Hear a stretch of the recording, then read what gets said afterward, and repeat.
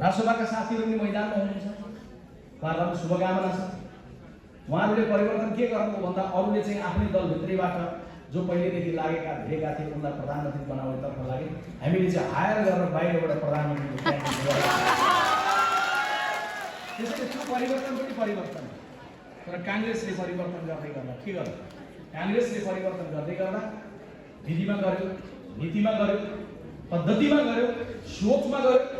अनि नेपाली काङ्ग्रेस पार्टीले भन्यो कि आजको युगलाई नेतृत्व गर्न सक्ने गरी नेपाली काङ्ग्रेस पार्टीले हिजो 80 वर्ष माथिको अभिभावकको नेतृत्वमा, सभापतिको नेतृत्वमा आज थियौँ हामी। नेपाली काङ्ग्रेस पार्टी 1 महिना अगाडिसम्म श्रद्धेय नेता शेरबहादुर देउवा सभापति हुनुहुन्थ्यो र 80 वर्ष माथिको उहाँको उमेर छ, उहाँको लामो अनुभव छ, उहाँको अभिभावकका कहिले पनि पार्टीलाई जरुरी छ। यो सम्मान श्रद्धा सिनियरको नेताहरूप्रति पनि किञ्चित हामी कम गर्दैन। हामी लामो समयदेखि आएको काङ्ग्रेस पार्टी पछिल्लो उमेरकाहरू आयो भनेर श्रद्धेय अग्रसरता गरेर श्रद्धामा किञ्चित कमी गर्दैन।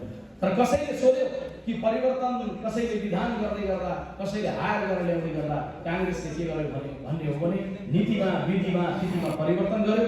80 वर्ष माथिको सभापति रहेको काङ्ग्रेस पार्टी आज 50 वर्ष मुनिको युवकको नेतृत्वमा मैदानमा जितेको छ।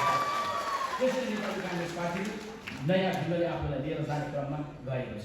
त्यसैले यो बेलामा बदलिएको काङ्ग्रेस